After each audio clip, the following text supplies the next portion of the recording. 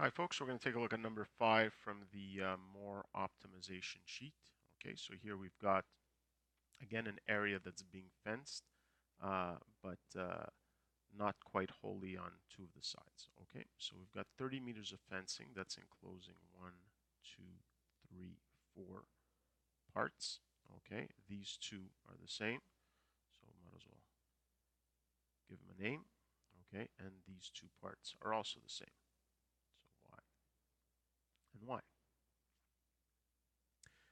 And again, we're assuming that along the daycare here, we don't need any fencing. And here what they want is determine the dimensions that result in the largest possible play area. What is the maximum area? Okay, so our goal here is to find a function, first of all, for the area, and then if it's quadratic, then we should be able to maximize it.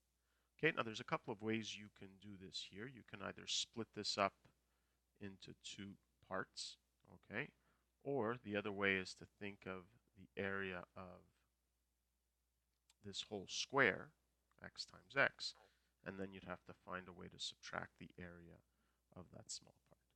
Okay, so either way would work, but let's say we take that approach. Okay, so if I take that approach, so I think of the whole area as being x squared, and then I have to subtract the area of this little square here. So to get one side, well, we realize that's just the total length of x minus this smaller length of y. So that length there is x minus y. So we have to subtract x minus y squared. Okay, so there's a formula for the area.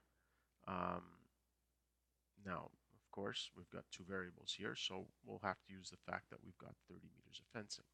Okay, so let's calculate how much fencing we're going to use. Well, we're going to use 2x because we need these two sides plus 2y for those two sides. So we have 2x plus 2y is going to have to equal to 30, or x plus y is going to be equal to 15.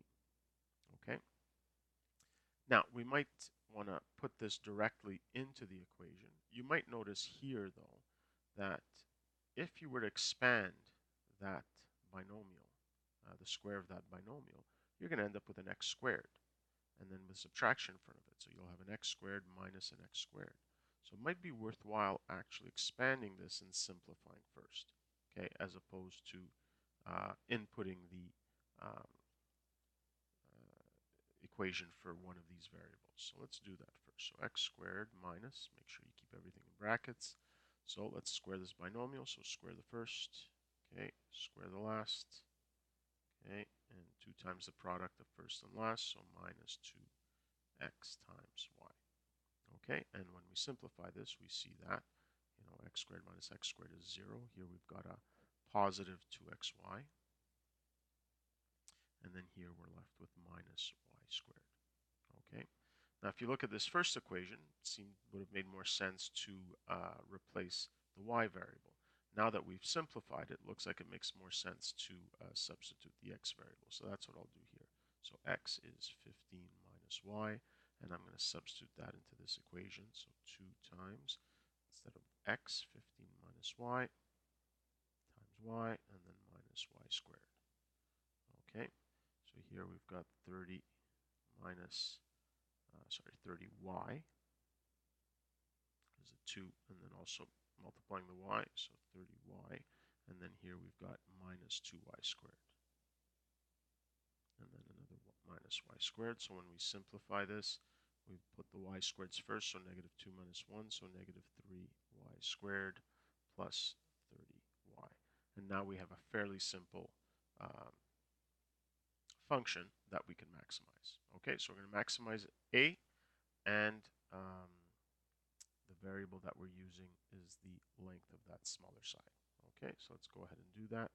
So first of all, factor out whatever's in front of the y squared, the negative 3. So I'm left with y squared minus 10y. Okay, so here y squared minus 2 times 5y plus 5 squared minus 5 squared. And then we're left with negative 3 times, so the first three terms factor to y minus 5 squared, and I'm left with the minus 25. And now when I distribute the negative 3 to both of these terms, we've got vertex 4. Okay, so let's go back and see what the question asks for.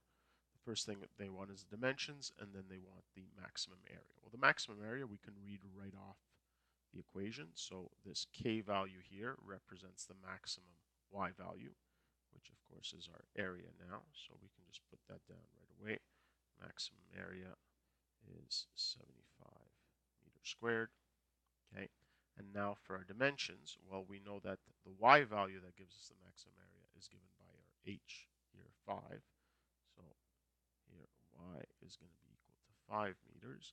And then in order to find x, we just use our relationship between x and y. So x is just equal to 15 minus 5, so 10 meters.